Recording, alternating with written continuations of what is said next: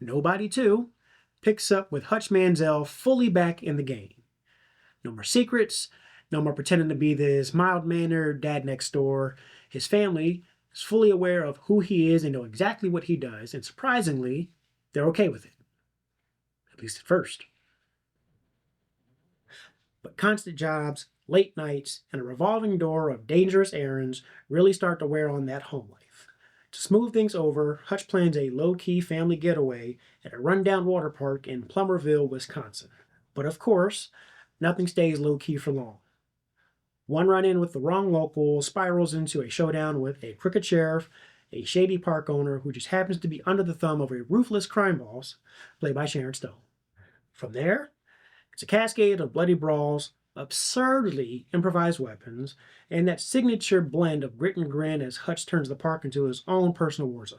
Now, Nobody 2 doesn't just reheat the first film's leftovers. In fact, it cranks up the burner and actually adds a whole bunch of new flavor. The beauty here is actually how naturally Hutch's story evolves. Instead of recycling the same old quiet man hides a dark past hook, the sequel leans into the fact that everyone now knows exactly who Hutch is. And that tension comes from how that lifestyle now starts colliding with his family life. This movie is a sequel, right? It's bigger, it's louder, it's more absurd, but it still maintains that scrappy underdog spirit that made the original film so much fun. It's the rare follow-up that feels like a natural progression to the story. Now for the action. If you thought the bus fight from the first movie was wild, wait till you see what Hutch can do with parts from a water park ride and a churro stand. I'm kidding. But the action is definitely another level above the previous one.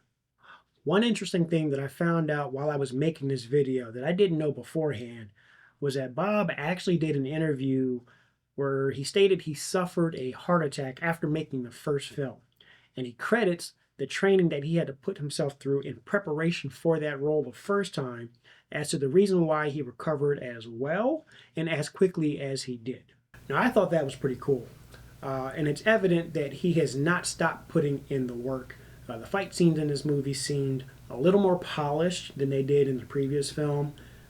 He's moving like a man who has been doing this for years, but still has to fight and grit through, aches and bruises and whatnot.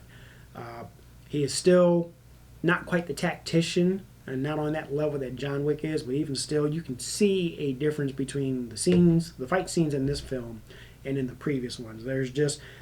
You can tell he's been putting in the work, which, I commend. I absolutely love it when I see actors doing their own stunts and actually taking more of that on and not counting on shoddy camera work or quick edits to mask the fact that they're using a stunt double. So I love that stuff.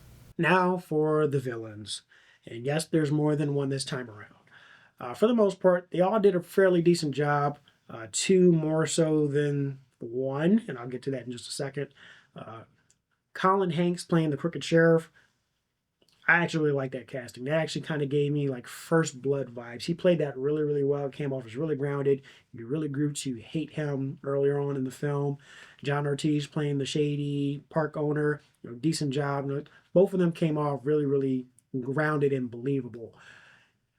However, Sharon Stone's character, not quite the same. That one felt like it was just a little bit too much.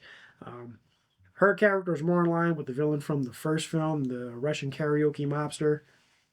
I was a little disappointed in how they went about that one. I really would have liked her to just be a little bit more believable, a little bit more grounded, not so way over the top. But, when you're watching most action / martial arts movies, more times than not, the villains are playing some sort of caricature, and this kind of just fed right into that. But all in all, not disappointed with the movie as a whole. Just that one little thing I probably would have liked to have been done on just a little bit better. This movie proves that the first original film wasn't just lightning in a bottle. It was the start of something that could be built upon and expanded, hence why we got a sequel. It's a sequel that's bloodier, that's funnier, but it doesn't lose that grounded everyman appeal that Hutch has. If you go into this movie looking for clever kills, improvised weapons, and Bob Odenkirk's dry, I'm too old for this type of delivery, then I can pretty much assure you're going to walk out with a smile on your face. It's not flawless by any means.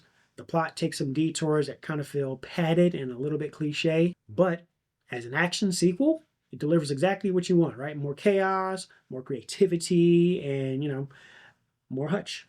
Now, if you liked the video, do me a favor, please hit that like button, subscribe to the channel, hit that notification bell. That way you can be notified whenever I release a new video. I recently did a review for the movie Weapons, which will be up in one of these corners. Don't know which one yet, but it'll pop up. Other than that, I appreciate your time. Thanks for checking in. I'll see y'all next time.